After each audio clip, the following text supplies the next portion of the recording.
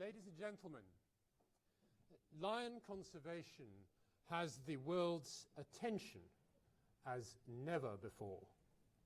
You, tonight, are joining in what I hope we will look back on as the making of history.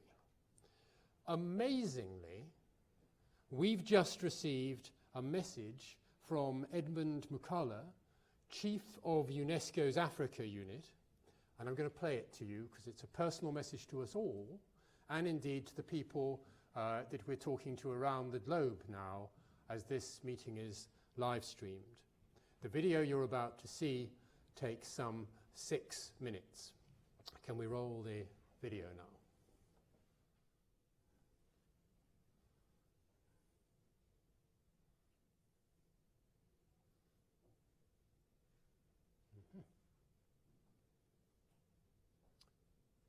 We had the dramatic moment.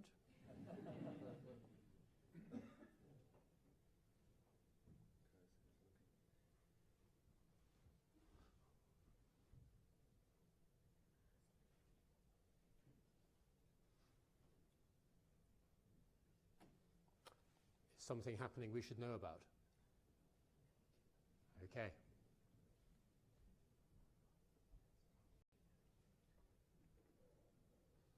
People are waving to me rather cheerily from the back, so I think we may hope. It's up. Wonderful.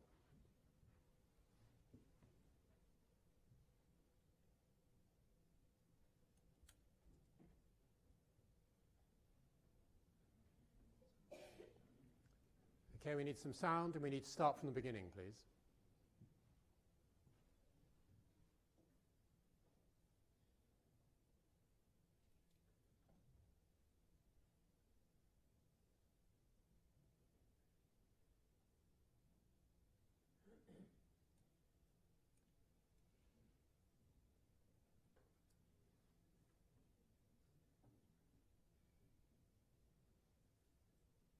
Topic: New approaches to lion conservation. Here at UNESCO, honorable professors, distinguished guests, ladies and gentlemen, on behalf of UNESCO World Heritage Center, allow me to extend my sincere greeting to the participants and organizers of the Cecil Summit.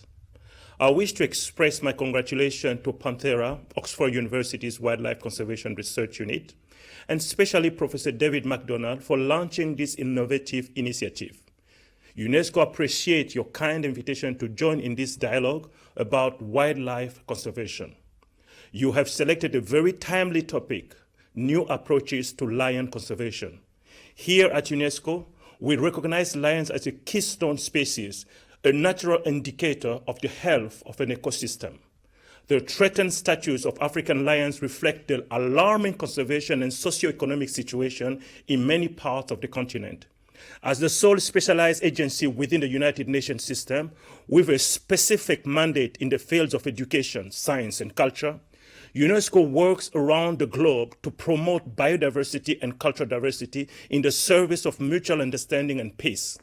As you may know, UNESCO is not a funding agency. Rather, its strength lies in its role as platform for international cooperation and awareness raising, and a standard setter for international norms in its fields of competence. As regards to the safeguarding of our planet's natural resources, we work closely with governments and civil society to address contemporary threats such as environmental degradation, climate change, deforestation, declining population and endangered species, poaching and illicit trafficking of flora and fauna as well. Moreover, we encourage decision makers to adopt human-centered and effective strategies and policy in line with the United Nations 2030 Agenda for Sustainable Development. In doing so, we also stress the importance of actively engaging with local communities, including indigenous people, to ensure ownership and sustainability. This was a major impetus behind the proclamation by UNESCO General Conference of 5th May as Africa World Heritage Day, which has been started this year and onward. To support member states in the essential task of assessing and managing the Earth's resources, UNESCO has created programs, activities, and international legal instruments that recognize the global importance of natural heritage. I would like to briefly elaborate on three of these. In 1971, UNESCO established the Man and the Biosphere Program, known as MAB, to explore local solutions to global challenges to biodiversity. Its world network of biosphere reserves currently comprise of 669 sites in 120 countries, including 60 transboundary sites, some 25 biosphere reserves in sub-Saharan countries, both major lion habitats, namely Cameroon, the Democratic Republic of the Congo, Gabon, Uganda, Kenya, Tanzania, and South Africa. MAP's strategic objectives are ambitious: conserve biodiversity, foster the sustainable use of natural resources, contribute to building equitable societies in harmony with the biosphere, facilitate education for sustainable development, and support adaptation to climate change. Let me now turn to UNESCO's most successful international legal instrument for the conservation of heritage sites, the Convention Concerning the Protection of the World Cultural and Natural Heritage, more commonly known as the World Heritage Convention. Adopted in 1972, just 1 year after the creation of MAB, the Convention is based on the fundamental notion that natural and cultural heritage are interrelated and interdependent. To date, this legal binding international treaty has been ratified by 192 countries. Its famous World Heritage List contains 1,052 World Heritage properties inscribed for their outstanding universal value. As of last July, the list included 203 natural sites, 35 mixed natural and cultural sites.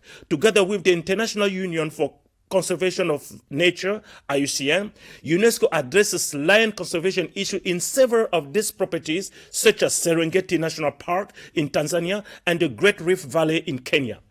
The Convention's lesser-known list of World Heritage in danger is designed to raise international awareness to threats of affecting certain properties with a view to prompting appropriate corrective measures. At present, 18 natural sites are danger listed, 13 of them in Africa. Lastly, I would like to mention the COMPAC, the Community Management of Protected Areas for Conservation Initiative. This innovative program, which is the third, aims to improve conservation at natural World Heritage properties in Africa by encouraging direct community involvement. Under this initiative, local communities have been engaged to enhance visitors' understanding and appreciation for wild and other natural resources, thereby resulting in an increased sense of ownership as well as direct economic benefit. In closing, I would like to reiterate once again UNESCO's firm commitment to continue mobilizing the international community and working with partners worldwide to protect our planet's precious diversity. I trust that the exchange that will take place during this Cecil Summit will be fruitful and stimulating, and we look forward to the outcomes of your deliberation. Thank you for your attention.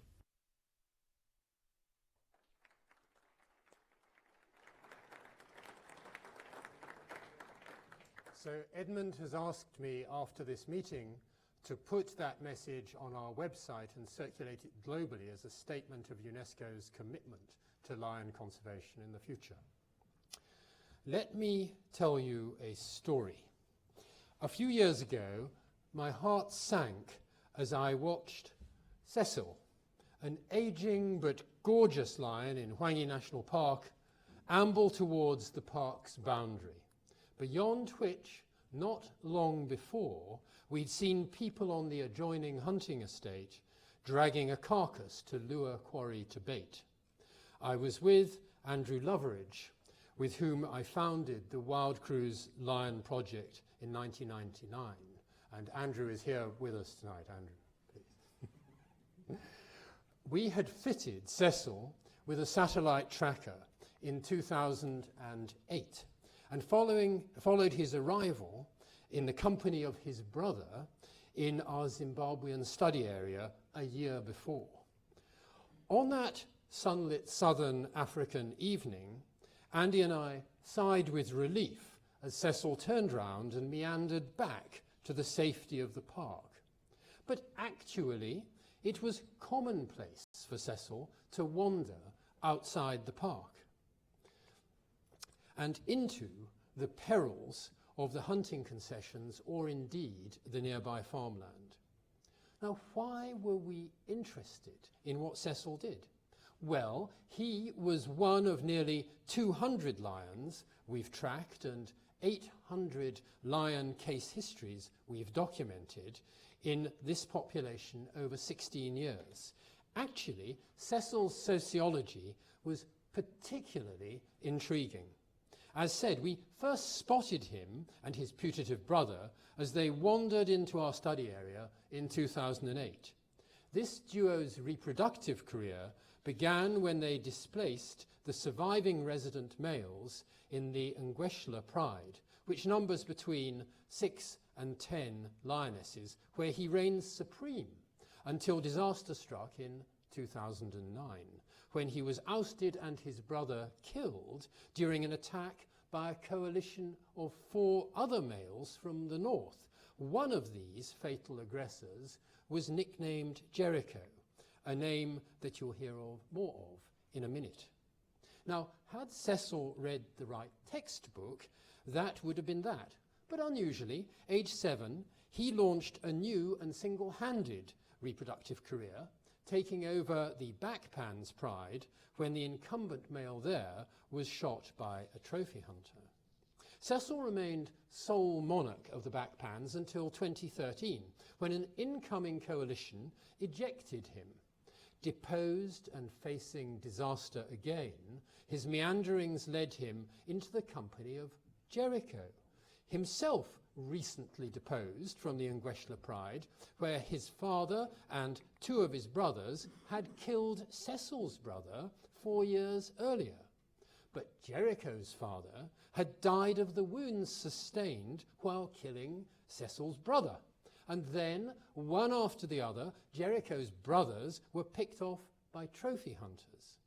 His supporters all dead, Jericho himself became itinerant, scarcely maintaining a foothold with the Pride until, unusually, in what was probably Cecil's 11th year, the 2 veteran males, previously mortal enemies, palled up to create a new dynasty at Ngueshla, where the 6 lionesses soon produced a new crop of cubs.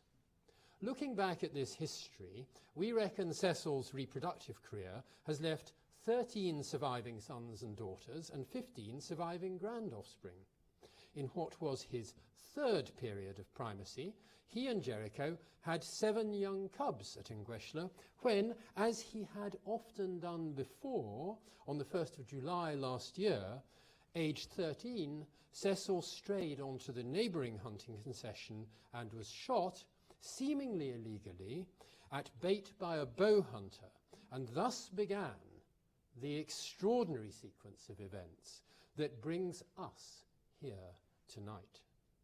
Following a remarkable broadcast by American chat show host Jimmy Kimmel, during which the normally acerbic comedian wept on screen while describing WildCRU's work on Cecil, that night, and completely unbeknown to us, 4.4 million of Kimmel's fans visited our website. It melted. The university's website melted. Oxford University began a period that it now recognises as its greatest engagement with the global public in a 1,000-year history.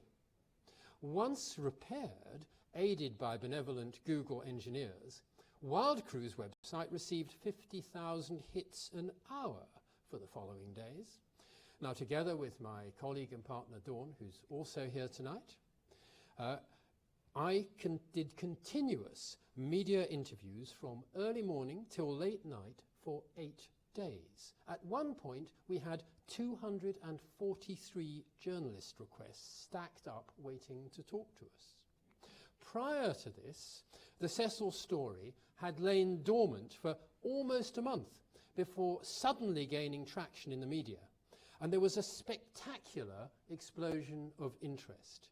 We ran a search on 125 languages and found that in the traditional editorial media, 12,000 stories mentioned Cecil on the 28th of July alone, with a total of 94,500 mentions of Cecil over a 3-month period.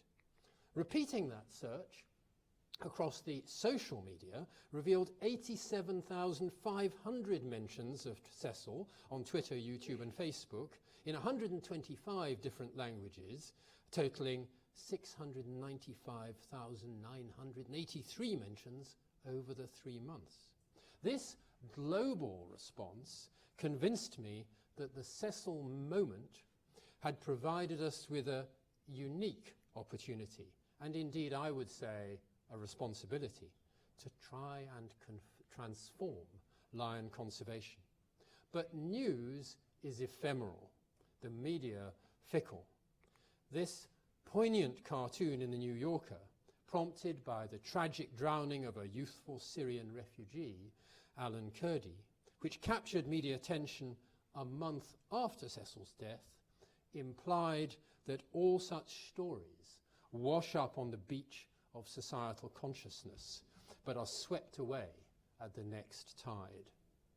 We resolved this must not happen. The Cecil moment must not be squandered. So here's what I think. I think all those millions of people captivated by the Cecil story were signalling to us not just that they cared about one lion that met an unhappy end. It's not a very unusual end. I think that they cared about, I'd say, they valued lions in general. Perhaps they valued wildlife in general. So, if I'm right, could there be an opportunity to break the mould of conservation, to transform the Cecil moment into the Cecil movement? My great friend, Tom Kaplan, sitting here, the greatest field philanthropist in history, urged me to announce the Cecil Summit to address that question. Tom, I'm not entirely sure whether I'm thanking you or blaming you, but here we are. And my friend Luke Hunter, president of our partner organisation, Panthera, Luke and Tom pictured together, is also here tonight, Luke. By the way, you can see Tom lurking at the business end of the leopard there. Yeah. And ladies and gentlemen, it's both Luke and I, on behalf of our two organisations, WildCRU and Panthera, that welcome you now. We have, by the way, been encouraged and supported in this venture by the IUCN Specialist Group, the CAT Specialist Group, under the chairmanship of Urs Breitenmoser. And I can't see him at the moment. Urs is waving over there. You'll start to get a sense that the key players are in this room. But why were we interested in the minutiae of Cecil's private life? Why would the Cecil movement matter? It's because, in my philosophy at least, that the private lives of individual animals and the rules that govern them are the working parts that generate the behaviour of populations. And we urgently need to understand lion populations because they're in a mess. Is there a chance that Cecil's death will change the fate of Africa's lions? Certainly, something needs to change, and radically, because lions have disappeared from 90% of their historic range. That was then, and this is now. Their numbers now approaching as few as 20,000. Now, WildCRU's Hans Bauer, led a group of us in an analysis of lion numbers published this year in the Proceedings of the National Academy of Sciences. Horrifically, over the last 3 generations or so of lions, numbers across Africa have declined by 43%. Things were worst in West and Central Africa, where the decline was 66%. They weren't much better in East Africa, where it was 59%. And they were much better in southern Africa, Botswana, Namibia, South Africa and Zimbabwe, where lions had actually increased by 8%. The contrast between countries in southern Africa and the rest of the continent is related to their lower human population densities, better management budgets and less damaging impacts on prey abundance and lion bycatch of unsustainable and increasingly commercialized bushmeat trade. Further, Craig Packer, also here, points out that in that part of the world, many lions are protected in smaller fenced reserves. Things could scarcely get worse, you might think, but Hans's model suggests that the chance of the populations declining by half further over the next 2 decades is 67% in West and Central Africa and 37% in East Africa, so things are set to get worse. So, what has led us to this dismal state? Luke Hunter, together with two Panthera biologists, Paul Funston and Peter Lindsay, also both in the room, led the Panthera and WildCRU teams in assembling with WildAid an audit of risks. Overall, the major threats are the loss of and degradation of habitat, the loss of prey, conflict with people over livestock, and those pressures are exacerbated when the lion populations that are affected are small, isolated and poorly managed. That's often the case. However, the roster of risks varies from place to place. Bushmeat poaching and human encroachment top the charts in West Africa and in Central Africa, whereas in East Africa, human-lion conflict tops the charts, with bushmeat hunting vying for primacy with conflict north and south of the Zambezi. That's all very clinical, isn't it? But now let us look briefly at the reality of human-lion conflict, especially as the natural larder empties. Lions eat into local livelihoods. Not in my backyard, I bet you would say. Here's what revenge looks like. Now, I'm sorry if the next few slides are distressing, but you need to understand the reality with which we work. For those of you who want to close your eyes, I'll tell you when you can open them again. This is the consequence of conflict between people and lions. A growing problem is carbofurin poison, which killed this lion, being examined by WildCRU biologist Amy Dickman. Amy's also with us and will be contributing later. Bushmeat hunting is another threat. You can open your eyes now, by the way, those of you who didn't. It's rampant in Africa. It empties larders and has a grim bycatch. Worst of all is habitat loss.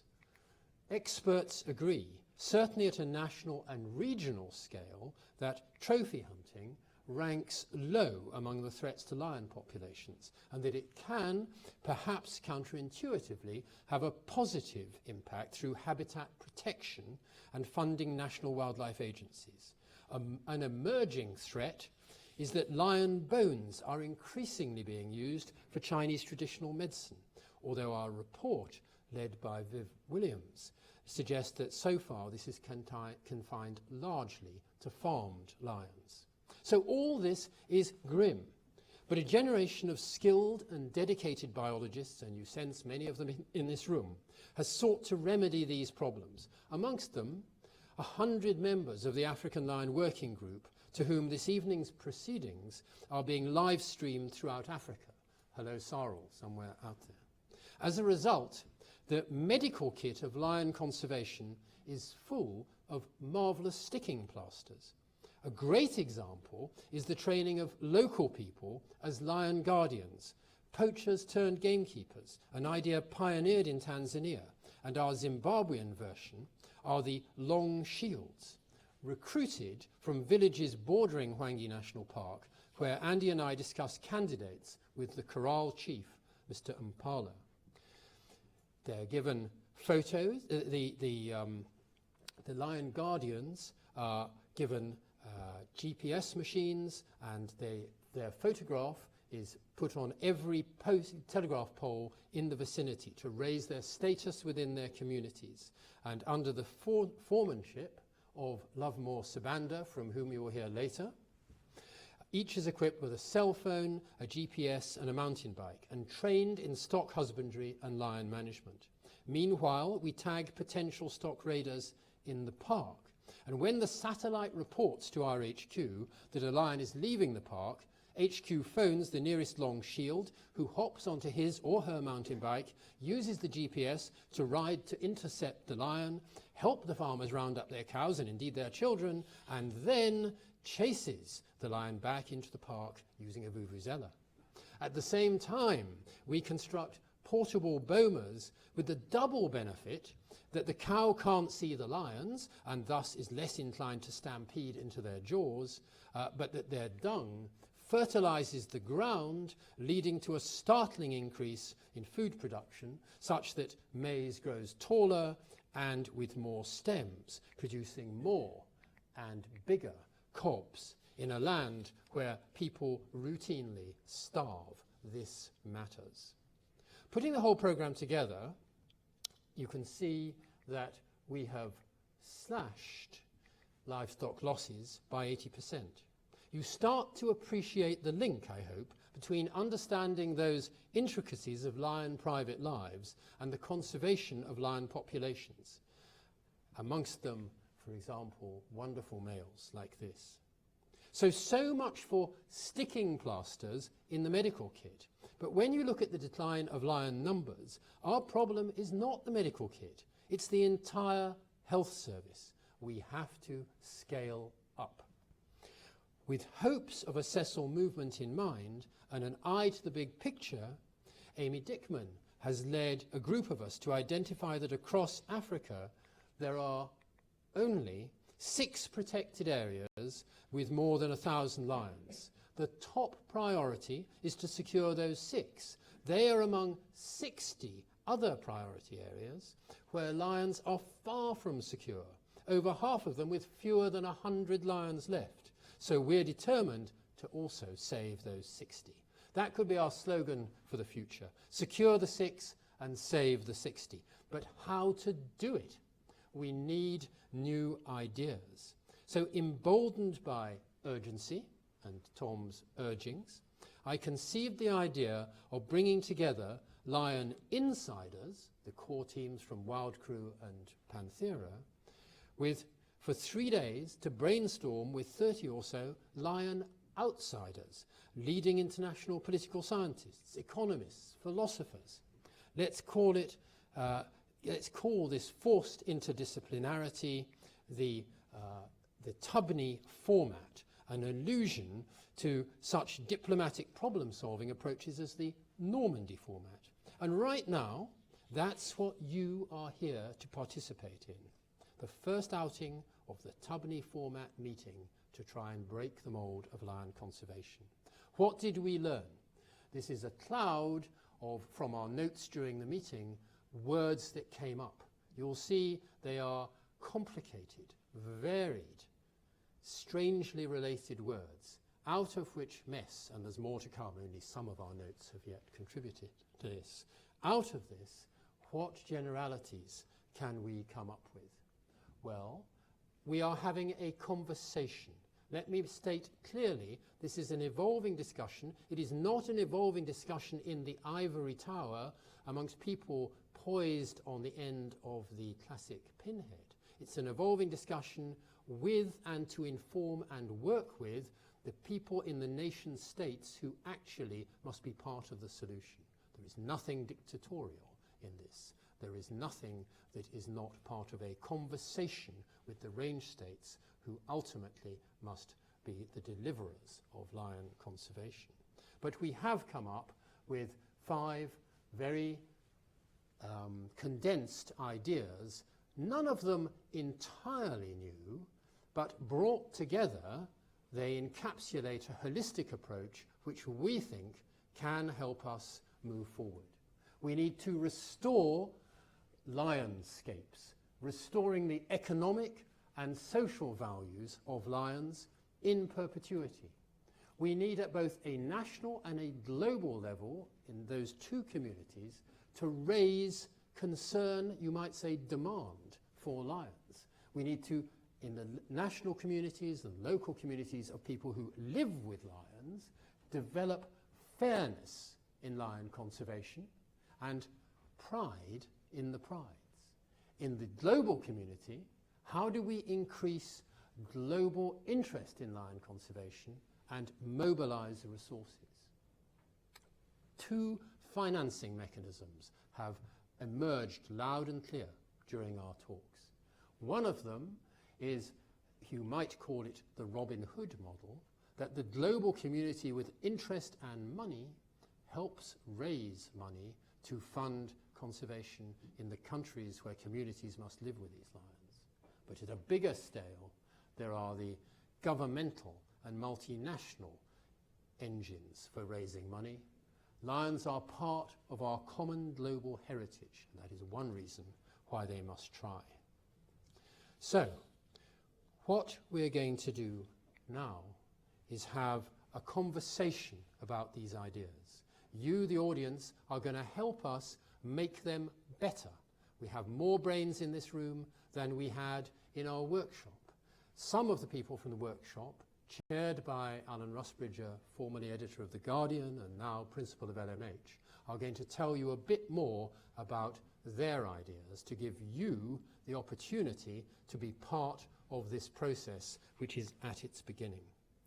First, we're going to try something a little bit daring, which we hope works. You heard from the chief of the Africa desk of UNESCO at the beginning. The Director General of Zimbabwe National Parks, a range state that is extremely important in this discussion, has indicated he would like to Skype into us now to state his opinions as to the way ahead, very briefly, and wish us luck. So we're going to hold our breath briefly and see if that's going to happen. No? The body language just off screen tells me it's not going to happen. So I can tell you that when I was talking to the DG earlier in the day, he quite remarkably told me the importance that he attached to this meeting and indeed to lion conservation as an opportunity to improve the way forward for conservation, not only in his country, not only in the Kaza region of which it's a part, but in Africa as a whole. So I think we have another endorsement. So, ladies and gentlemen, secure the 6, save the 60. Before Cecil, their future was looking grim. But now, lions have the world's attention. You are here with us tonight. And tonight, we are here together to discuss what we're going to do with the world's attention. So I would like to invite Alan Rusbridger to bring his discussants to the fore. We have the 3 people who are about to leap to their feet so as they can face you. Alan, would you like to introduce them or shall I? Would you like to? You introduce them. Okay. So Alan Rusbridger, you already know. Craig Packer, perhaps the best known biologist working on lions in the world. We go round the room and come to John Kamanga, who is a Maasai community leader, grew up with lions and is expert on living with lions beyond protected areas. Lovemore Sabanda, we're proud to say an Oxford DPhil student from Zimbabwe, but an expert on communities living with lions on the edge of protected areas. Two different models. Luke Hunter, you know as the president of Panthera, and you've already heard much about. Richard Demania happens to be the economic brains in the environment behind the World Bank, but is here in a private capacity this evening. Achim Steiner was until recently, very recently, the head of UNEP and is now head of the Oxford Martin School. And Tom Kaplan is, as I said, the greatest philanthropist for felids that the world has ever known. Your panel, Alan, over to you. Come to the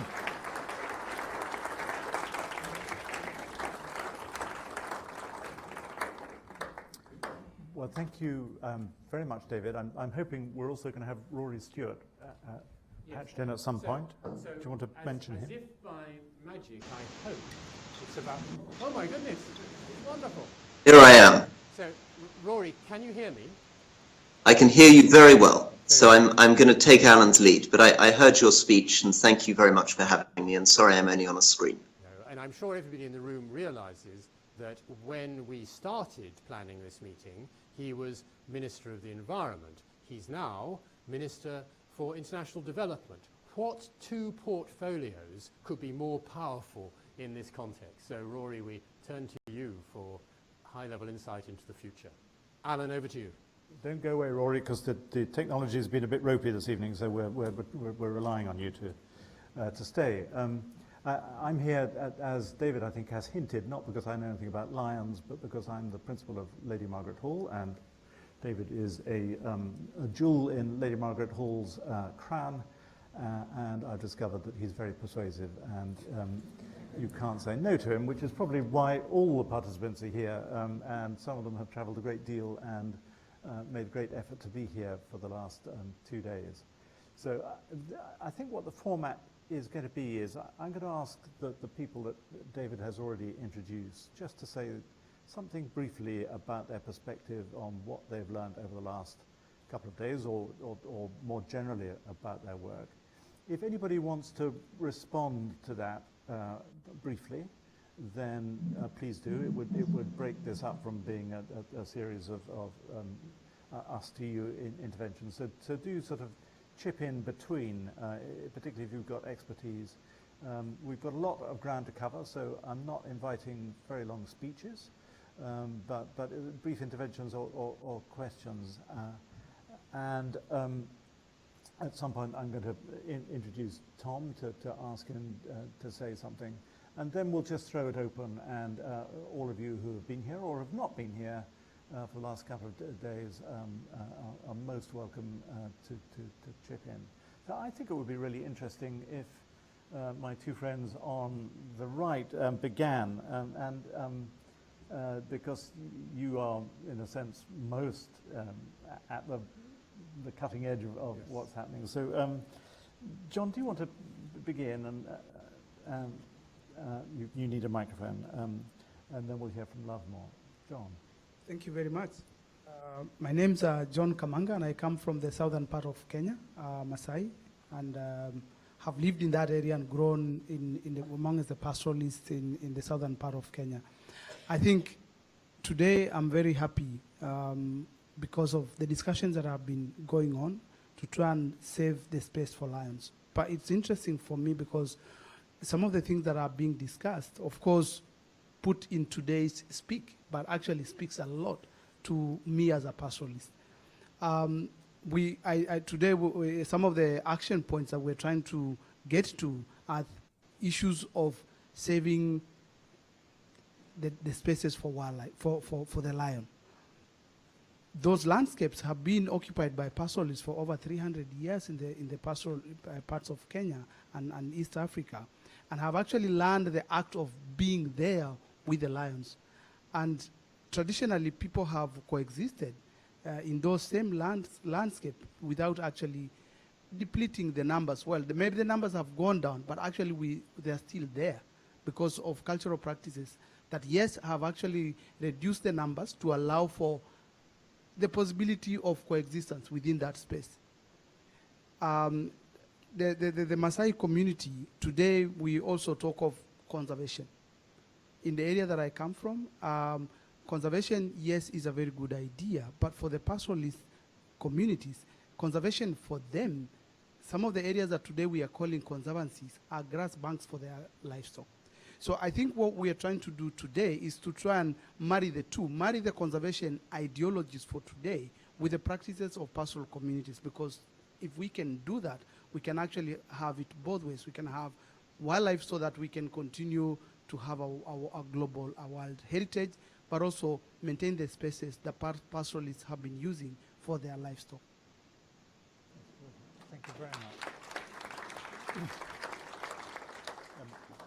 Maybe Lovemore, you can pick up on that theme, because I guess we're going to hear a lot today about the tension, or ideally the right balance between these two elements. Yeah, thank you very much for having me here.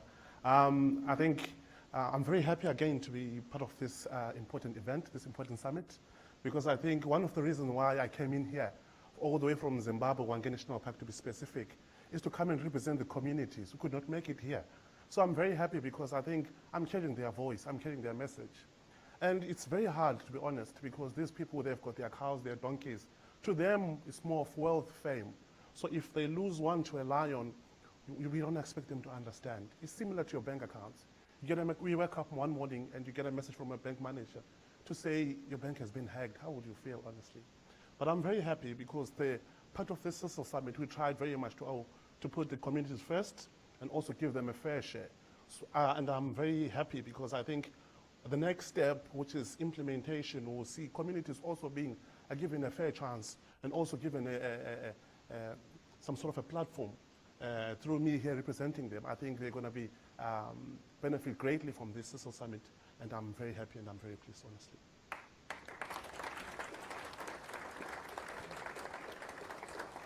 So as I say, if there's anybody who is particularly interested in that area and wants to chip in at this stage, the area of the balance between lions and the people who are trying to make a living in these areas, do jump in, or if you've got particular questions.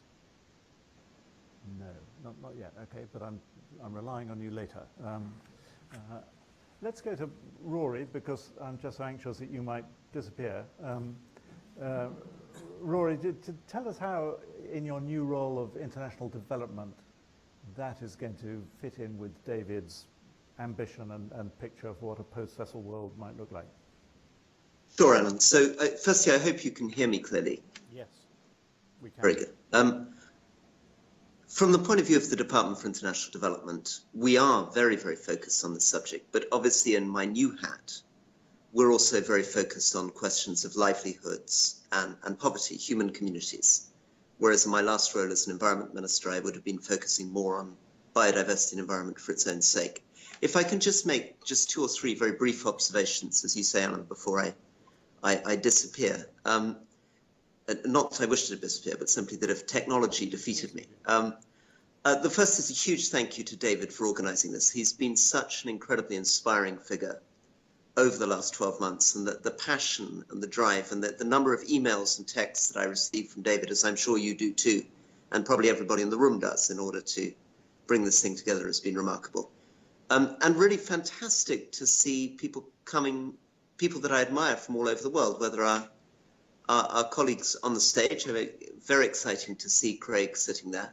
And I think from my point of view as a minister, the most important thing for us is a lesson in humility, which is to say there's been an enormous amount of talk around this subject for 20, 30 years. But as Craig's books very eloquently explain, it's extremely difficult to actually get anything done. We're very good at, probably better than we were at explaining what the problems are, without necessarily getting anywhere towards a solution. My small contribution to this would just be to say that we need to somehow disentangle, and I feel this particularly as the development minister, disentangle things that we are doing because we think they're good in and of themselves, and things that we're doing instrumentally, in other words, to benefit something else, and be quite disciplined with ourselves in asking ourselves whether the project we're actually doing is genuinely the most efficient way of helping lion conservation, or whether we're doing it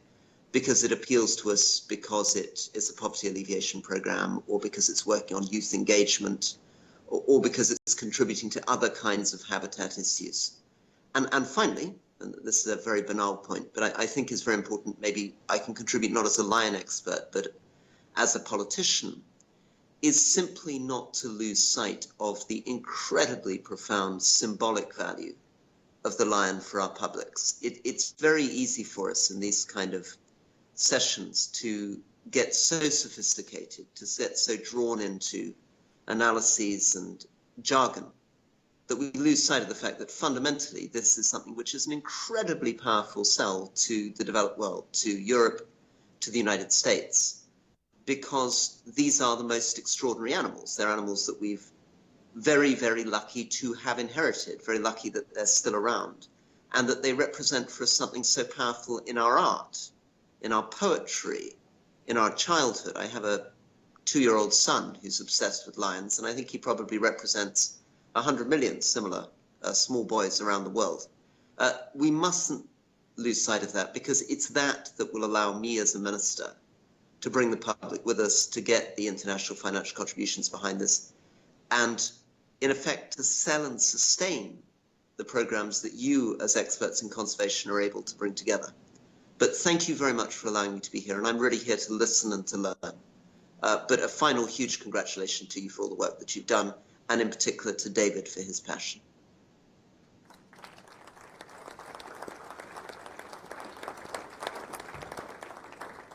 Well, I'm sorry we can't Skype your son in. It sounds as though he would be an interesting voice. Any questions for Rory or responses to that, especially while we've got him? Not because he's going to go anywhere, but his signal might drop off. Yes, one here. It's not a question, it's just a comment. I think bringing together these two themes, that we've got the local passion for them, which we can increase, and the global. Well, we know the global passion for lions is there.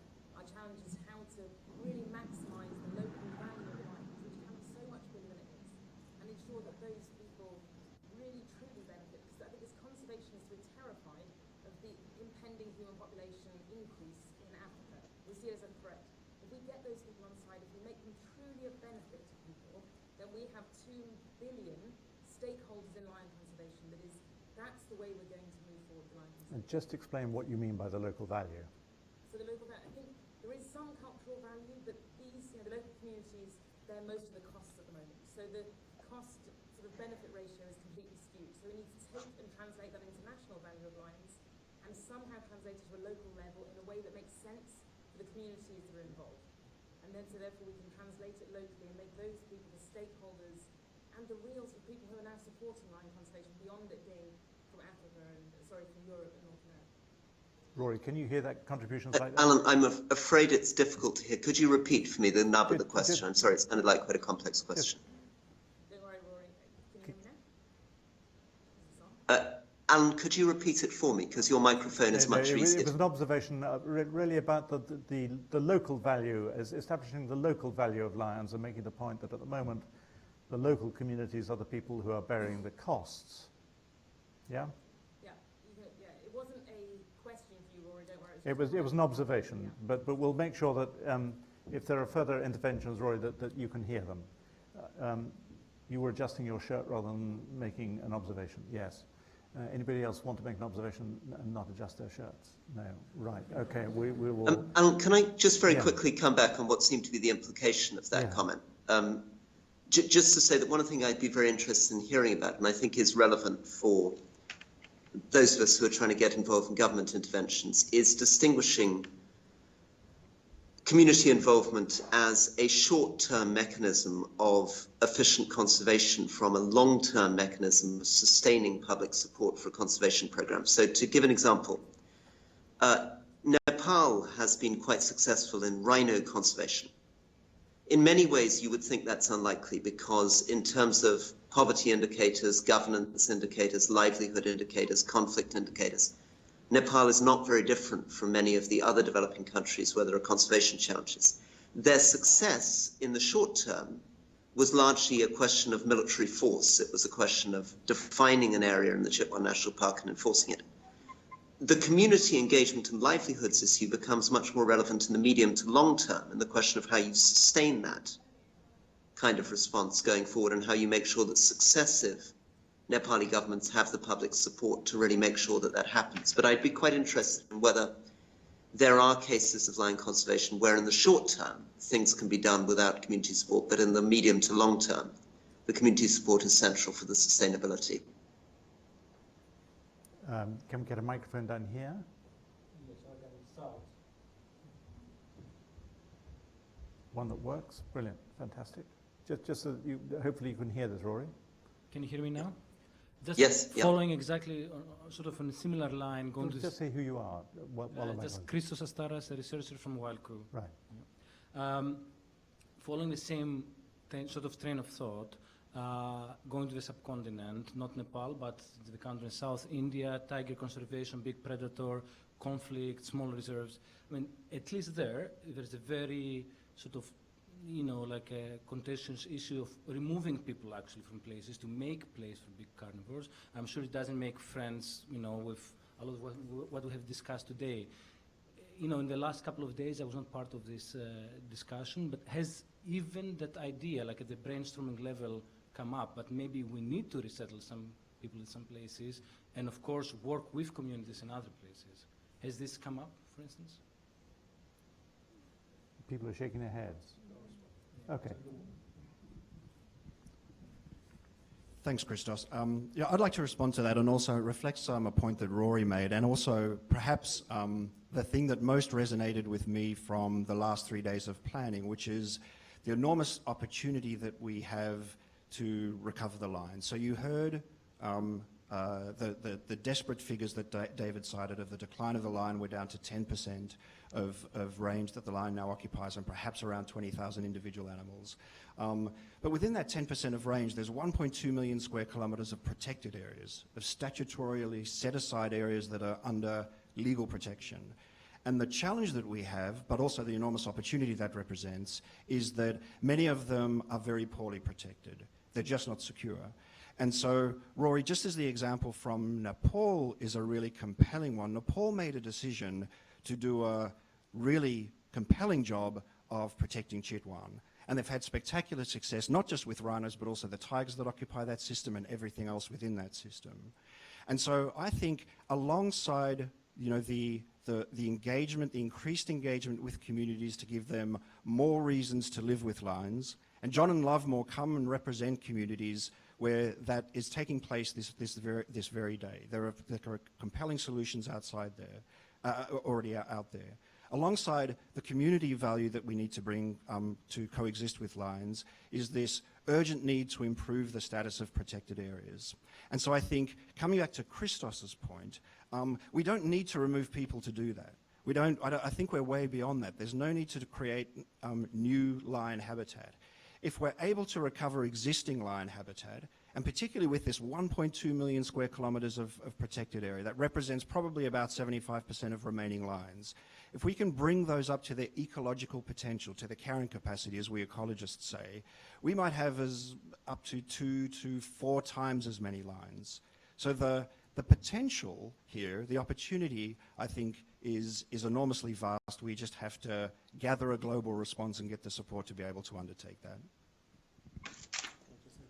Yeah, John, come on. Just to say something as well. We, in Zimbabwe, we're also working on solutions, locally brewed solutions that also involve communities to try and alleviate the conflict between lions and people. If you, as you had David giving in his talk, the Long Shields Lion Guardian, which is a project that I happily and proudly lead. These are local men who are employed in the comfort of their homes, and we give them the necessary training and the necessary skills. And their main role now is to protect their communities. So yeah, we are doing something to try and save the communities from lions. And I'm happy to say that at this time, we are already reporting a 40% decline in conflict, which is very good. I mean, and 1% is just is very good to me. So we're getting some optimistic notes, which is terrific. Yeah, there's a hand there. Hi, thanks very much. So I'm Zach. I'm a PhD student at Edinburgh. I've just got back from Tanzania, where I've been researching this very problem of sort of lion-related conservation conflict. Something that struck me was that in a town, I think quite close to John Kamanga, where you grew up, Longido in northern Tanzania, I could use a combination of my phone, GPS, and the internet to catch augmented reality animals on Pokemon Go on my phone. Yet in a sort of the villages, maybe about half an hour away, didn't know where any lions were or how many of them there were. Certainly the herders who occasionally get attacked, their cattle get attacked by lions, don't know necessarily where they are. So I wonder, over the last 3 days, has the role of technology come up, and what has people thought about that? Both technical, like things like drones, rather than sending hamburgers to my door in London, maybe they might be able to do something, or sort of improvements in like digital technology, things like alternate currencies and things like that. Has that come up? Fantastic to get a Pokemon reference into this conference. In brief the floor, then I'll bring in Craig, because I think we should hear from Craig next. No, okay, well, Craig, you've already had a name check from Rory, so let's hear from you. Well, the one thing that has come up is M-Pesa, and I think it links to the broader question of how to support the local communities. And I think, honestly, we don't know yet how these things are going to work medium to long term. The most successful mitigation projects are still only a few years old. And in development, we know that a lot of projects may have transient effects, but will they stick? And I think a really important thing that we need to recognize is that we're not asking to initiate a project with a 5-year term and then a final write-up. This has got to be something that just goes on literally indefinitely, because there are tremendous shortfalls financially in Africa from their own tourism industry, from sport hunting, what have you, that are inadequate to cover what is actually a $1 billion a year problem, or a $2 billion a year problem. I think what's really sinking into people is that we're talking about an investment in conservation in Africa that's far greater than the traditional asks or wish lists from NGOs, which is a few million. We're thinking that this is something that's going to cost billions of dollars every year, probably forever. We can imagine that there will be more and more buy-in as the African nations develop their own economies, and maybe this burden can be more shifted to those national governments. But in the meantime, these are some of the poorest countries in the world, and capacity is going to be developed. Human capacity is essential. We have to have more leadership, we have to have more participation in the decision-making about how to approach lion conservation in these areas. We're fortunate in that, in a way, we are with lions now what might have been tigers 150 years ago. 1 million square kilometers of lion habitat is an enormous estate, but that brings with it enormous expenses. So we have to be realistic that to do this, it's going to cost billions of dollars. But a lion is not only an ambassador species, as we've heard, that there's tremendous public interest. People want there to be lions. But it's also an umbrella species, because if we are successful at conserving lions for the next few centuries, we're conserving all the trophic layers, all the food layers below them, the plants, the plant-eating animals, the other carnivores. So we're talking about a mechanism through the popular appeal of this very iconic species to provide support for basic ecosystem services over an area of about 1 million square kilometers. And there are natural capital benefits from that, carbon sequestration, all kinds of things besides just lions. So lions are iconic, but they're also essential metric of ecosystem health. Can I just ask Rory, I'm very interested in not particularly with your hat on in your current job, but when you hear that figure of £1 billion a year, and people are going to be expecting governments to come out and finance a large part of that, is that politically doable?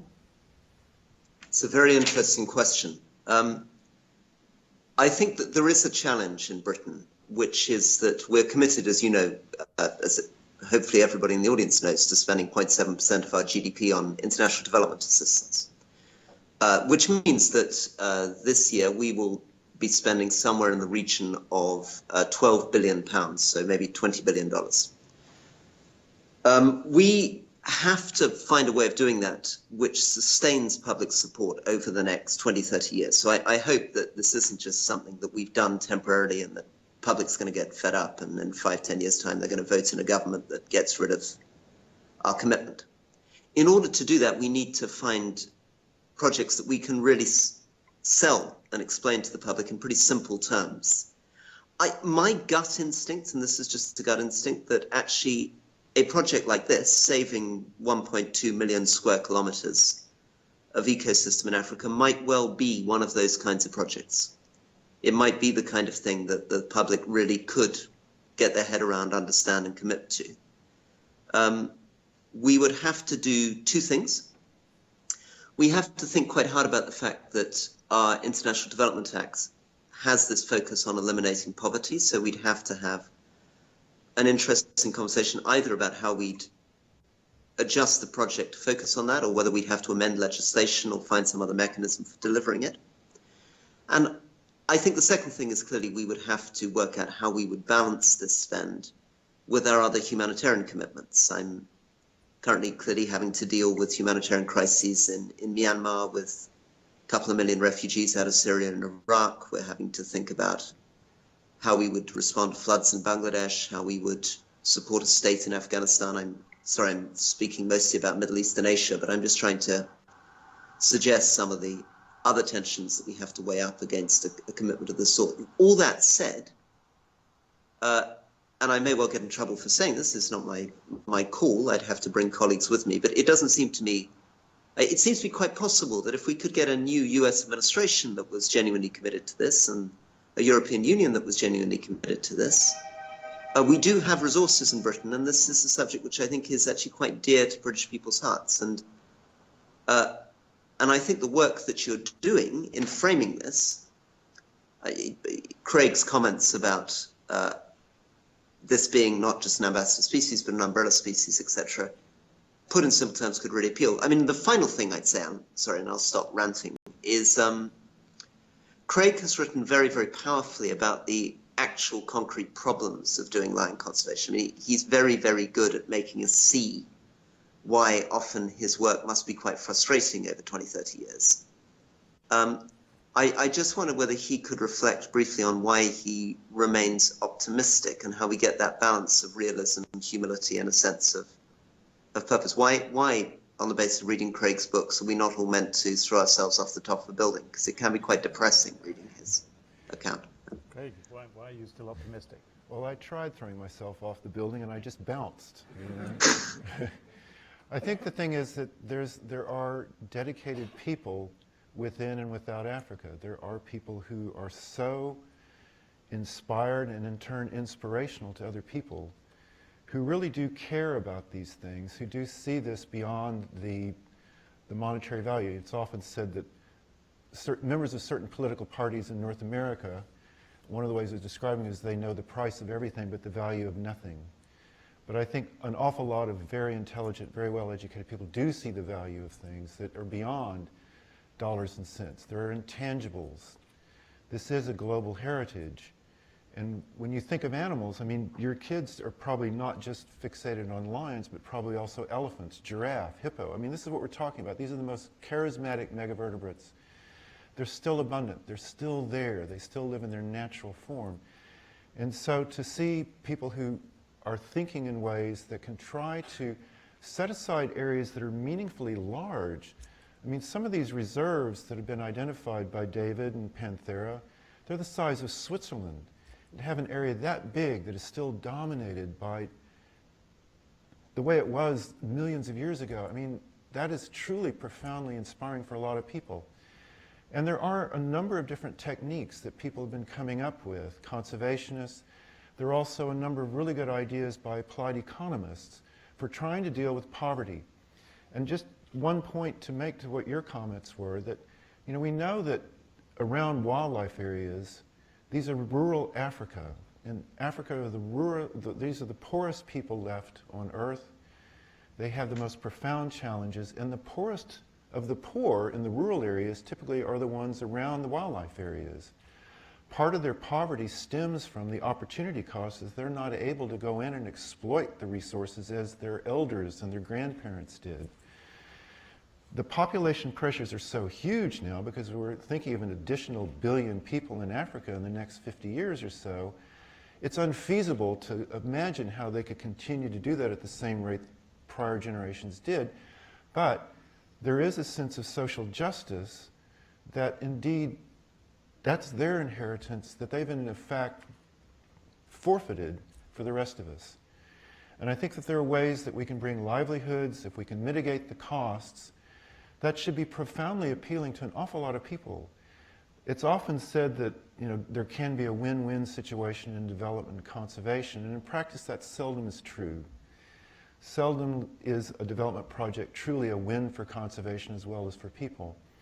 But if you have the right people involved, and one of the great things about lion conservation is it has attracted, I mean, David's group at WildCRU is a world-leading organization in bringing the best practices. And having best practices, I know, is something that's always been of appeal to DFID when they're trying to design their development projects.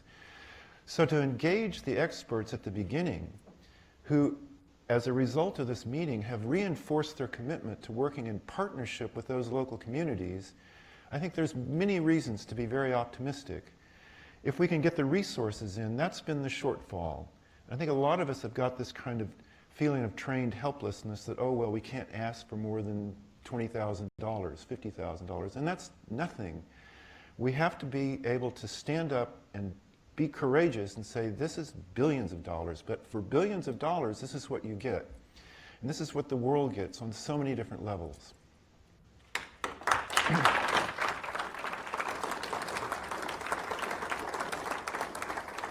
I'm going to bring in Richard Damania here. You're not speaking for the World Bank, but you work for the World Bank, so you presumably understand a bit about money. And we seem to be talking about money now, so you may not want to talk about money, but here's your opportunity. Absolutely. My day job is indeed Minister of Development. But let me extend it from where Craig actually took us. In some senses, our challenge is much worse than the way Craig actually pitted it. And the reason why it's worse is if the population projections we get are true, Africa in about 50 years will have about the density of population we now observe in places like India and Bangladesh. And it's almost quite hard to argue under a business as usual development scenario that we would have those wild spaces. And we saw one of the primary threats from what David presented us was this collapse in habitats. So something like that is on the cards. And what would it take to shift the curve? And I suggest it's in our hands, and the moment probably is now. And what it would take to shift the curve is shifting the way we actually do development. So it's almost as if every single project that we do needs to look at what its impact will be on habitats. And there are some very simple things which are very much in harmony with the sorts of things that DFID and all of us do. It's things like when we want to increase agricultural output, we don't do it by expanding the frontier, we do it by increasing yields. And we know there's enormous scope, for example, in Africa in doing that because the yields on equivalent plots of land for equivalent amounts of fertility are considerably lower. So that's in terms of the mechanism. But why would this make sense to the British public? Why would this make sense to Parliament? The protected areas that we're talking about globally, let's go outside of Africa now, are something of the order of about 20% of the land area we have in this world. And those provide us with critical life-giving eco-services, things like water, things like stopping the deserts from coming upon us, things like clean air.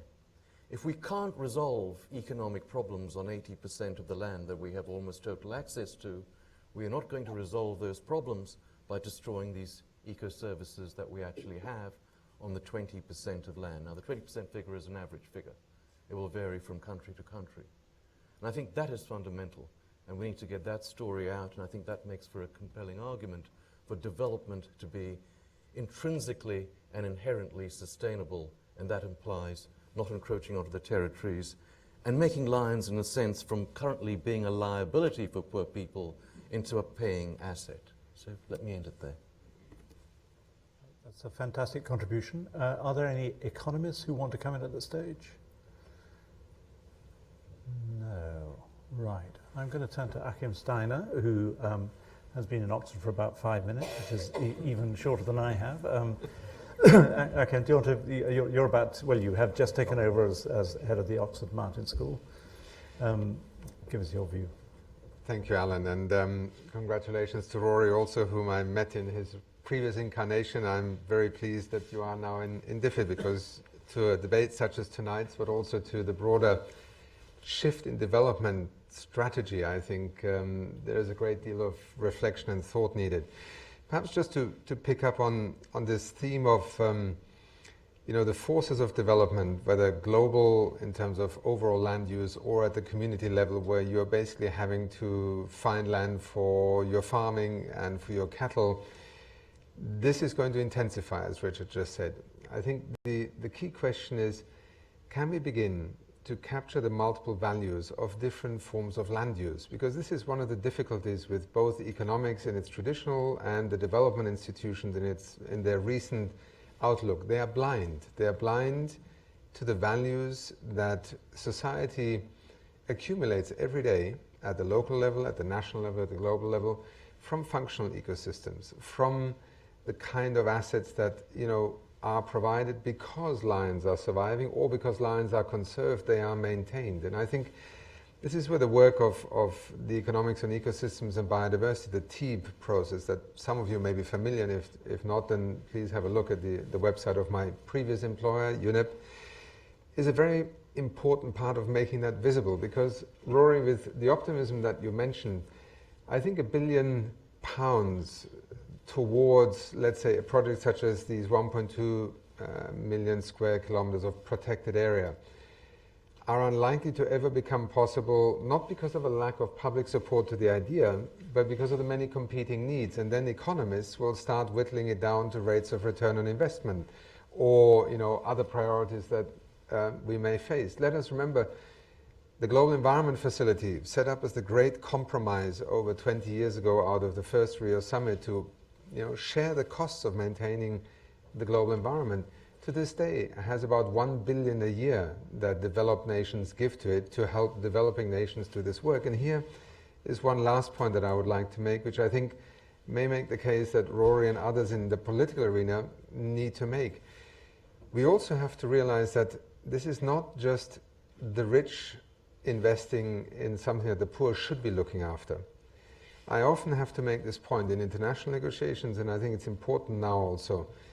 Africans, Asians, Latin Americans, the so-called developing world is already investing hundreds of millions of dollars in maintaining, conserving and managing biodiversity, which is important in the so-called global north, to not have the feeling that, you know, we are the only ones who are going to put money on the table here. This is about co-investing, co-financing and sharing the costs in order to compensate also for the benefits we all derive, whether it's tropical forests, whether it's wildlife, or whether it's a particular species. And I think the notion of fairness was one that, you know, reverberated throughout the Cecil Summit. I think that is part of recalibrating a global conversation that can begin with the lions and ends, in a sense, with habitat and space for wildlife to survive alongside the needs of development. Thank you. Are there any pessimists in the audience? Oh, we've got a pessimist here, right. Well, I'm always on the dark side. Right. Thank you.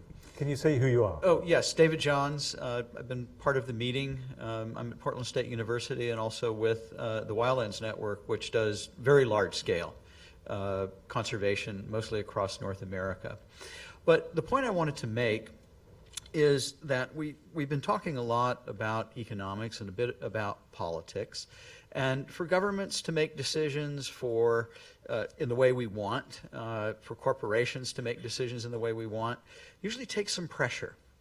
And that means mobilizing people in support of the kinds of outcomes that we want. And we've been talking a lot about economics, and economics is an important motive, there's no question. But so is morality. And if we think about the civil rights struggle in the United States, many people joined in that struggle for moral reasons, because segregation was considered not a good thing. The millions all across the globe that joined in the anti-apartheid struggle didn't do so to make a buck or because they thought they were going to economically benefit from it. They did it because, after lots of work, they were convinced it was the right thing to do. And there was a response to that pressure. And I think if we're going to be successful, we're going to have to make that moral appeal. It's moral appeals, in fact, I think, that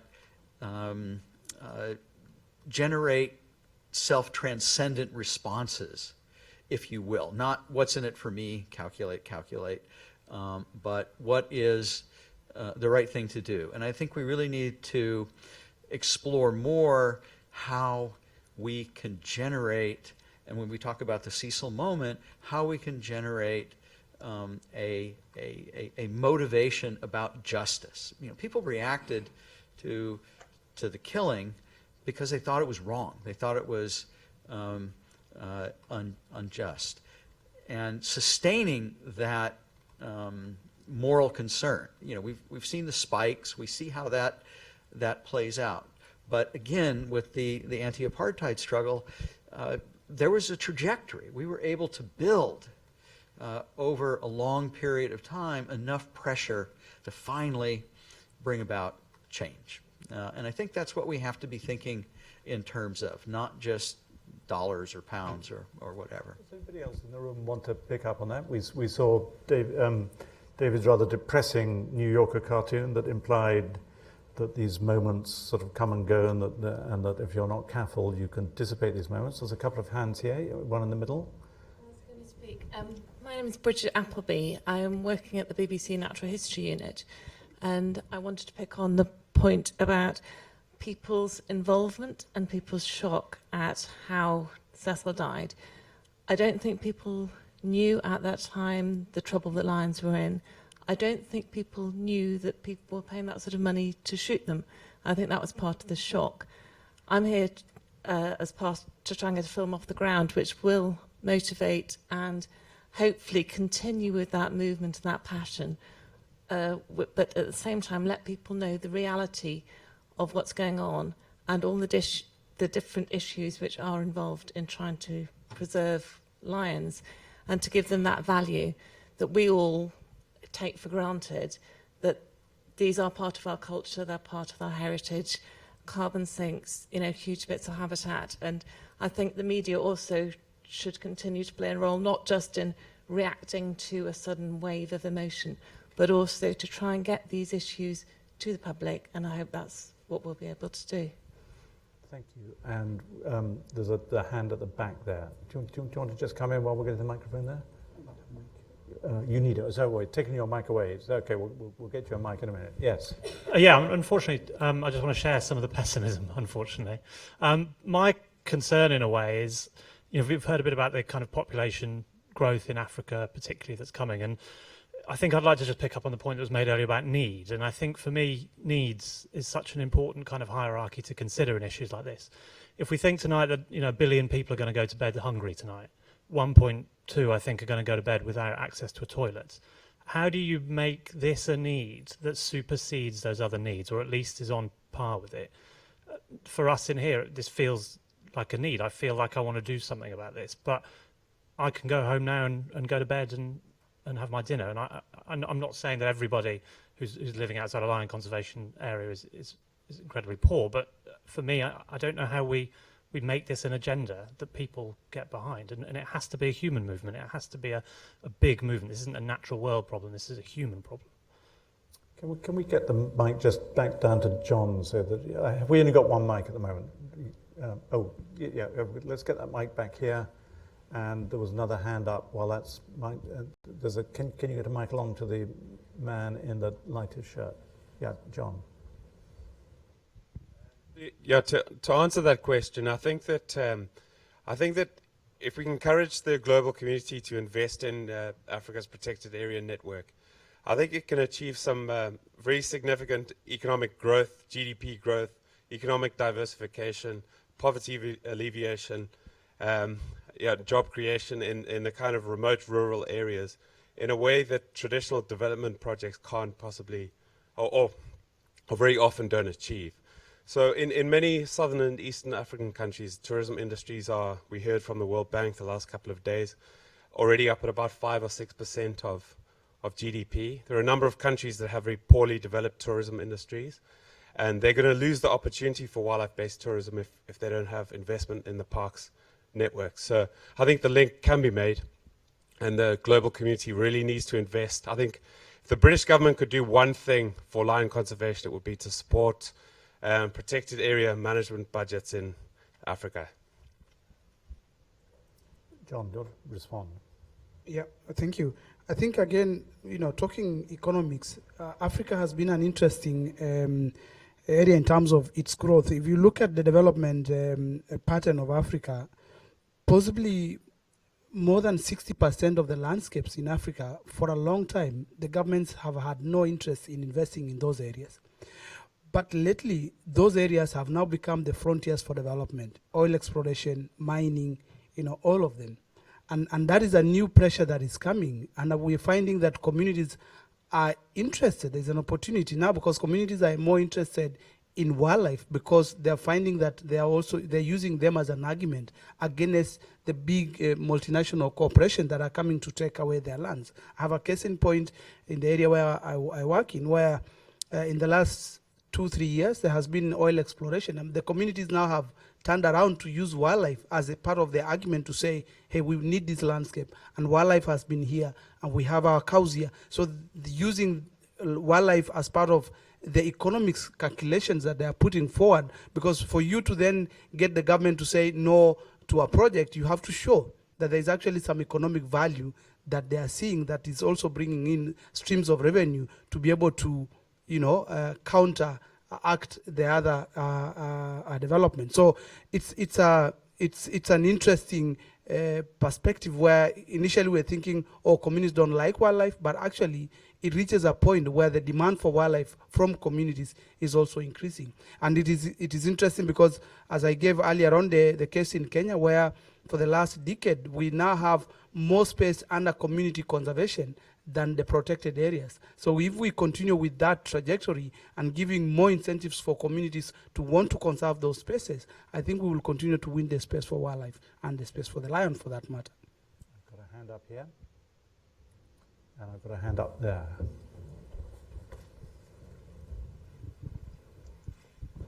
Hello, Novi Yamaguchi from Qatar University. And several people are talking about the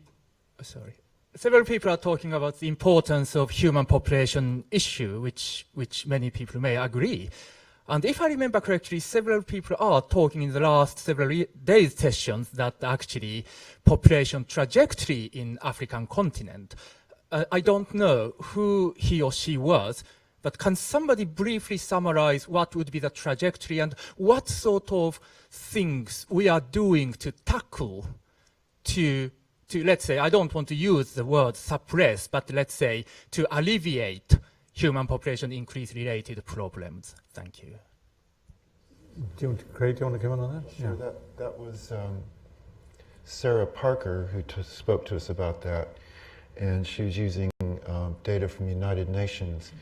The best guess about human population growth in Africa is an additional 1 billion people by about 2050, and after that it depends. If current trajectories were to continue, it could be as many as 4 billion by the end of this century, but if there is a reduction in that growth rate, it could only be 3 billion.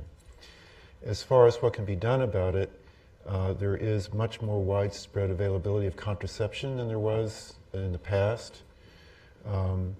And there's also, one of the key things, this is a key issue in development linking to conservation. There's no more central linkage than this, that with economic development, that's what leads to a reduction in family size.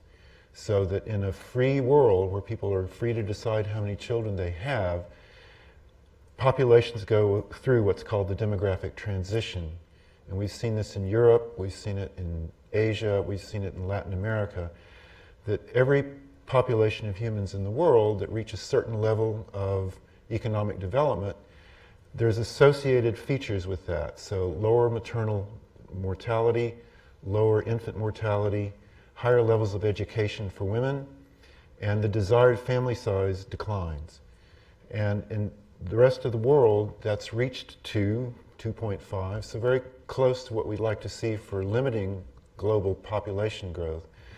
But in many parts of Africa, the desired family size, so even with contraception, even with education, even with these other things, the desired family size is still about 4.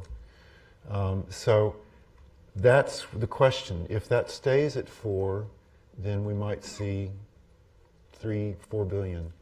But if, as economic security goes from one generation to the next, perhaps it takes growing up in a family where your parents have had economic security, then given the enormous instability and the extreme poverty of Africa forever, maybe it's just going to take longer to reach that replacement level desired family size. Just to clarify, when you say family size, you're talking number of kids? Yes. 4 children, thank you, yes. Yes. Microphone here again. Hi, I'm Amy Dickman from WildCRU. Just bringing together a few of those issues, and particularly the morality and the justice, which is very important for motivating people. But we have to think about whose morality and what trumps, whose rights trump other people's. So we may think it's wrong that someone kills a lion, but equally, is it morally right that we impose often the presence of lions on millions of Africans who bear very, very significant costs from them, who have their children eaten by them? So is that right, and how do we make it more equitable? And I think if you look at the things that David put and that Panthera has contributed towards, yet bushmeat is a major threat to lions and livestock encroachment. And while I support the idea that we should secure the protected areas, there's a huge risk we're running that if we do go back to fortress conservation, we keep people out, we do a lot of anti-poaching, that will have an additional cost on local people very significantly because they are relying on those resources they are accessing. So I think the only way we should do that is if it's in concert with, at the same time and ideally beforehand, investing in those communities' alternative livelihoods, because otherwise we are going to make it worse, and ultimately in a more democratic Africa, you won't have the support for those protected areas long term. Can I bring in Rory again at this point? We're banding around some fairly terrifying figures about population growth in Africa and imagining the rival calls on your budgets. And we're also hearing about the necessity for a politician of feeling the pressure in order to be able to act. So do you want to talk a bit more about how you've responded to the last 20 minutes, Rory, and whether you feel the pressure and whether you need the pressure and where that pressure might come from? Yeah, well, I think a couple of things immediately. One of them is I was very struck by the emphasis on the moral, the ethical in this, the importance of basically, as your contributor said, people feeling this is the right thing to do. I mean, I think we've got often we're tempted into making these strange instrumental economic arguments all the time. So, you can see people saying, well, the reason we need to support rights for women is it contributes to economic growth, or the reason why we need to defend people against torture is that, it contributes, again, to growth. So I'd really like to see us seeing where we can get with making more ethical arguments, which I think by their nature need to be more straightforward and more honest. I think so we can stretch in the way that Craig has from saying that this is an iconic species or an ambassador species to an umbrella species, but I don't want to make too many movements of that sort. I think the public finds it easier to back something in and for itself rather than perpetually being told that what they're doing is somehow benefiting them at home. A lot of international development work at the moment, we're tempted to say, well, we're doing this to stop terrorism, or we're doing this to stop migration, when in fact, really the reason the public would find it easier to support it is because they feel a sense of horror at the extreme poverty they're looking at, and they want to try to alleviate it. I was also very struck by Amy's point about the balance between fortress conservation and sustainability in the long run in a democratic society, because in fact that's simply, obviously, in some sense, the African side of the same coin that we're talking about in terms of democratic sustainability for what we're doing in Britain. I think these are really, really difficult issues, but I think what I like about the way that Amy and Craig are speaking and other people in the room is that they're being quite brutally honest about these trade-offs and conflicts.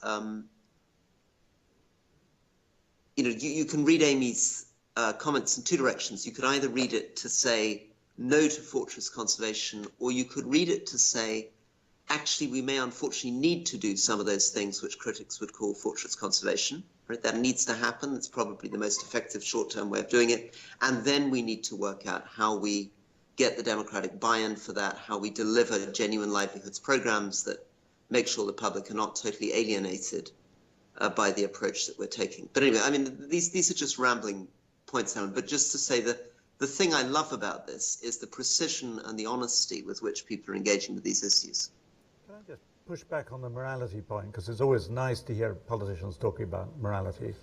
Yeah, well, of course, we're famous examples of it in every way, as you can imagine, all over the world. We remember, some of us, Robin Cook's ethical foreign policy, which maybe didn't last as long as it should have done. I mean, your government's commitment to spending as much as it does on international development is wholly admirable, but sometimes you feel that commitment is hanging by a thread, and if I were rude enough to suggest that you had a referendum on the subject tomorrow, I'm not sure you would win the public vote, would you? And you, I mean, you yourself implied that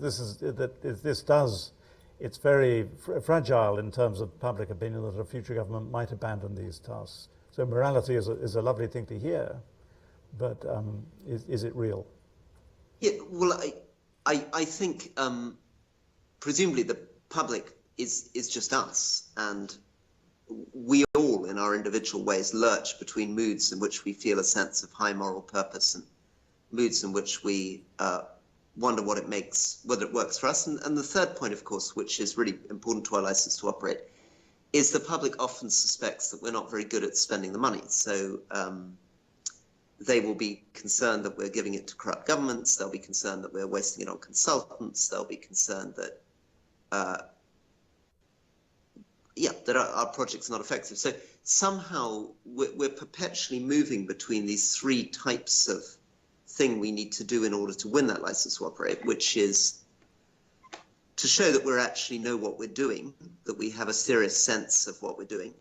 Secondly, that there is some kind of thought about instrumental benefit and national interest and all these kind of things. But thirdly, none of that makes any sense unless we can get a basic moral consensus that we should be helping other people and that we should be supporting global public goods. If we don't have that, then the game's not worth playing. I'm going to bring in Craig to reply to that. I just wanted to talk on the morality issue and actually link it to the fortress mentality, because we haven't really discussed the South African model of lion conservation, which is very different. As David's chart showed, there's actually more lions now in southern Africa than there were a few years ago, and in South Africa there are more lions now than there were a century ago. How did this happen? Well, what we know about South Africa, it was very heavily used for ranching and farming, and that most of the wildlife had been eradicated except in very marginal areas along the Mozambique border, along the Botswanan border. And then as conservation became more of a tool for economic development, as there was more demand for ecotourism, a number of privately owned areas in South Africa said that they wanted to change from ranching to first game farming and then to Big Five tourism. And in so doing, the very first thing they had to do before they could bring lions back, before they could bring elephants back, was to build a fence and make sure that that fence was elephant-proof, lion-proof, and then talk to the local communities and said, is it okay if we bring these animals back? Because you'll be safe. There's a lion-proof fence here, bing, bing, bing. And is it okay? And you know, this is going to bring jobs to the community because we're going to have people working with us. And so that's the other way around. And one of the struggles I think we see in conservation is that in many areas that never went through that transition, people are trying to hold on to something that's inevitably going to be lost. And Nairobi Park is an excellent example of this because it's right next to a city of millions and millions of people. And yet Nairobi does have lions, and lions have more or less survived there because there's a fence on the city side. And as we talk about the millions of people that we're going to be adding, the billions of people added to Africa, that kind of semi-urban, that suburbanization of much of Africa is going to spread. And so there can be cases where, in fact, we do need to see more fences as long as we're talking about not disrupting the natural system, the flow of animals back and forth across an area. But many of the parks in Africa, especially like the west side of Serengeti National Park, you can see that boundary from space because it's cornfields and maize fields all the way to the lake. There's already a hard boundary there. And so a fence then is something that people really, really want. That's a conservation move because you're protecting now people from the depredations of lions on the outside. You're protecting people's crops against elephants. And so this is an infrastructure project that suits the needs for the safety of people outside as well as for the safety of the wildlife inside. So it's a fortress mentality, but it's with the point of view of the health of the people outside. I'm going to bring in Achim Steiner. Then I think there's a woman there. So Achim first, then you, and then I'm hoping Tom might come in and contribute. So Achim. Very briefly, I think it's important that we've homed in on this discussion about morality, but I think what I would like to challenge is this notion of dichotomy. I think one of the lessons we have to learn is that morality that cannot answer to whether you call it needs or the context in which it is being invoked is very often doomed to fail. And I think this notion that economics is the reduction of morality or values to financial issues is also something I want to challenge. Some of our most difficult decisions must be rooted in an ethical, moral understanding. That does not preclude them from also being rationalized in economic terms. And the brutal reality, unfortunately, is in our world that virtually every decision that is taken today by governments, by private sector investors, but also by us as citizens when we buy cars. I mean, why isn't everybody driving an electric vehicle already in the UK? They're available. People are not deciding to buy them. Economics plays an important part, but not in the sense of juxtapositioning morality. But unless you can make things work economically, it is the luxury of the wealthy, the rich, or the ones who do not live on the African continent to argue that people should please, retain space for these wild animals. And I think you were speaking in a similar way just now, Craig. I think this is one of the things we really have to debate, because part of the reason why we are failing in the public domain, this is also from a perspective such as Rory, as much as in the reality, is that we undermine each other. And then the public says, well, who do I trust? Who do I believe? And critical to this is, I think, challenging this notion that morality and finding an economic rationale, or where it is not available, then we have to create it. This is why we have in our society taxation systems and subsidy systems, policies, rules and regulations. There is nothing that says that biodiversity has to have the value of 0 in our economies. It's just the way it's been. And herein lies, I think, a very important part. So I just wanted to pick up on your point, John. Was it John? Yes. David, sorry. That, do not fall into the trap of invoking morality versus the brutal contradiction of economics. I think you are absolutely right. We need to mobilize public interest, public emotion, public engagement, but not at the expense of the real world choices that others then have to live with. The woman there.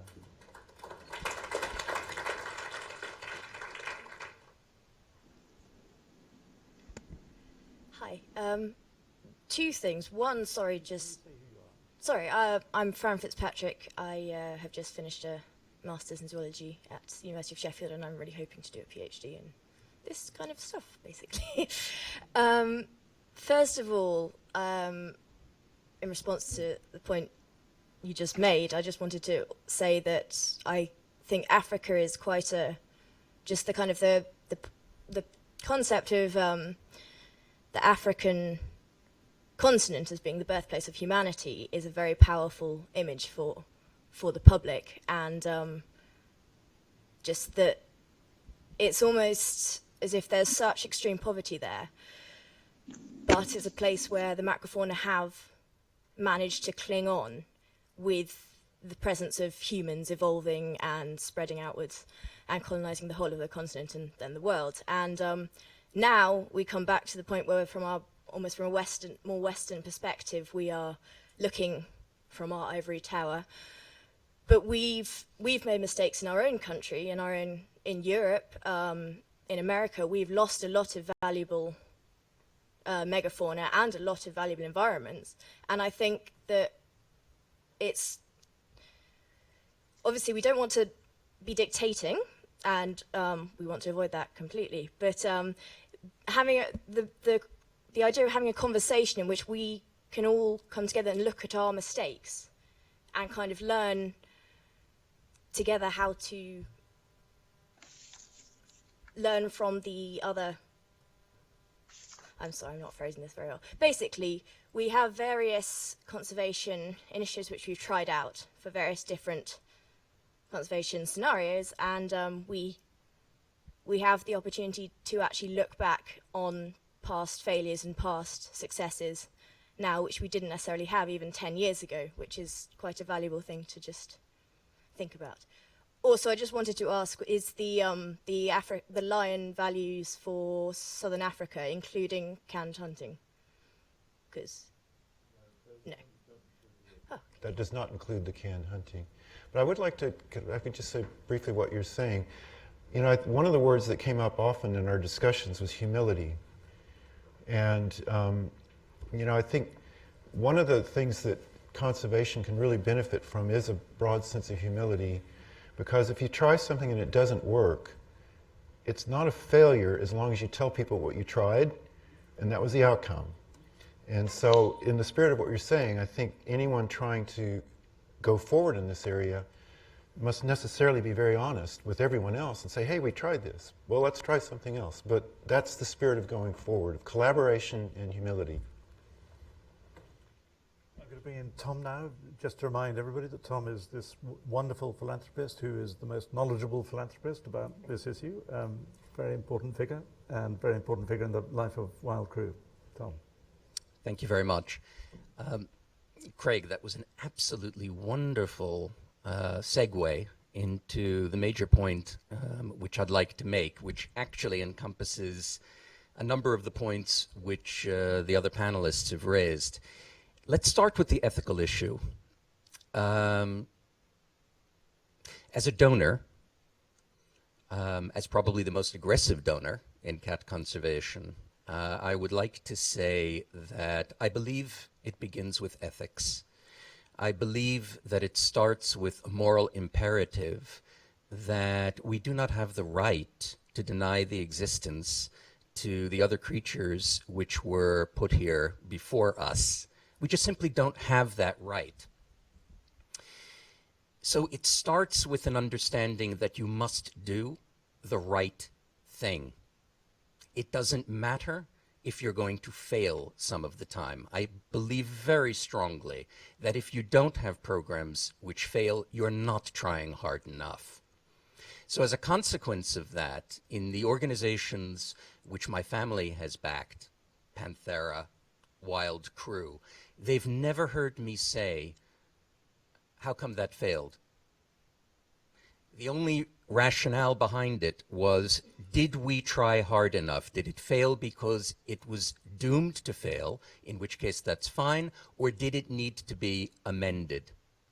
The most important aspect of dealing with the multifaceted nature of balancing conservation with development is that donors are few and far between.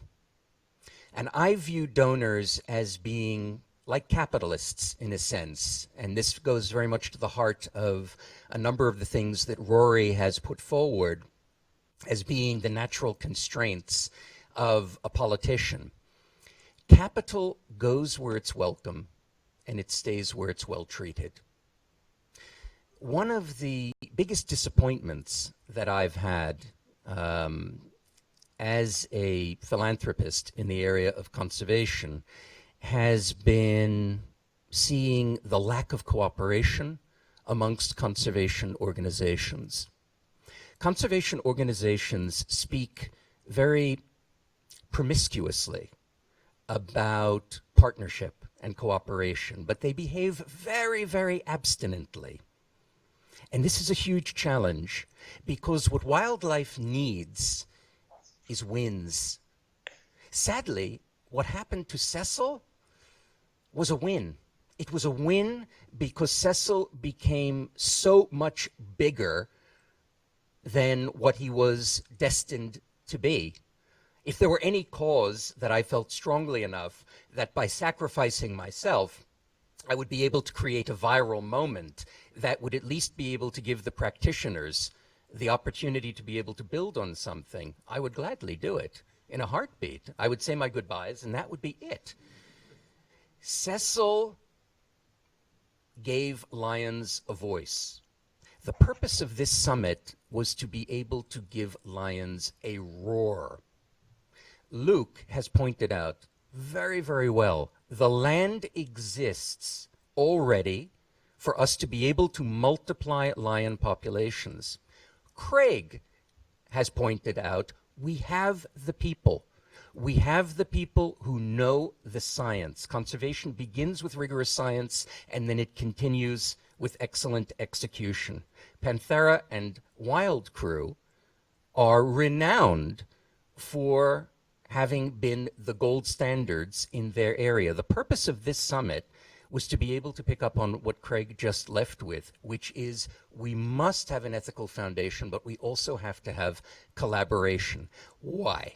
Because if we have the collaboration, if donors can see that the organizations are putting behind their own internecine struggles and their own shrinking pie psychosis that says that somebody getting money must obviously be to my detriment, if we can put that behind, then Rory is in the position to be able to say, you know what?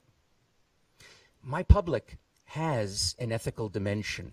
They don't want lions to disappear. I can sell that, but what I want you to do is to give me the programming that when I go back to the public, again, to be able to give you that sustainable financing, I can show wins. I can show that everyone put their hands and their heads together, and rather than fighting over scraps, they said, whatever it takes, whoever is the strongest in that field leads the program.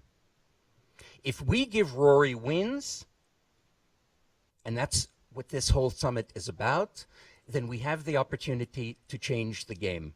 Because the truth of the matter is, we may begin with ethics, but we have to be able to give governments the opportunity to show that they've had an impact on people, whether we like it or not. In absolute terms, I'm with you.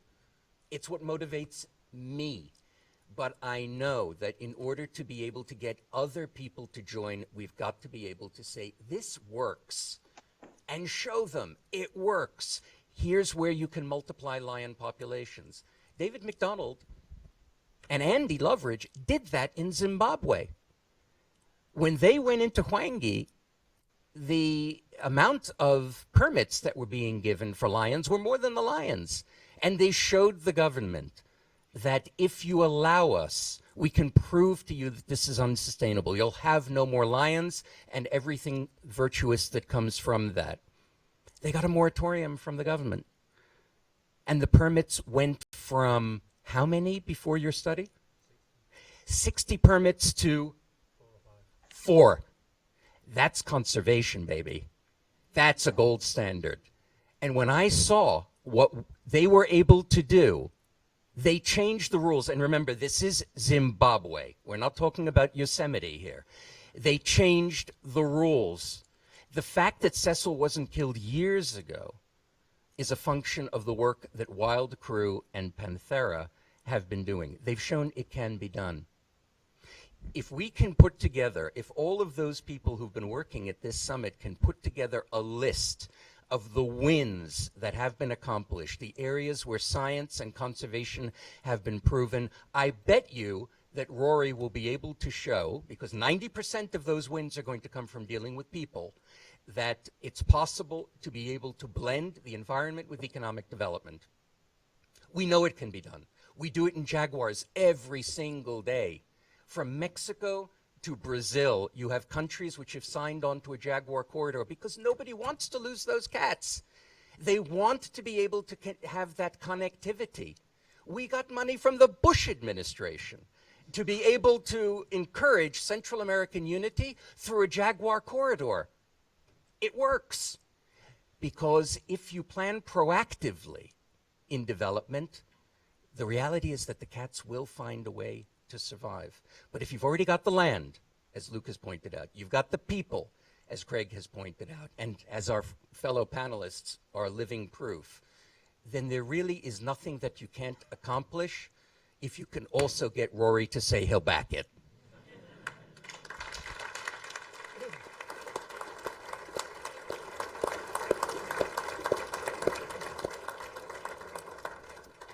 That was almost, it was such a perfect summation of everything we've been talking about. I'm not going to try and beat that.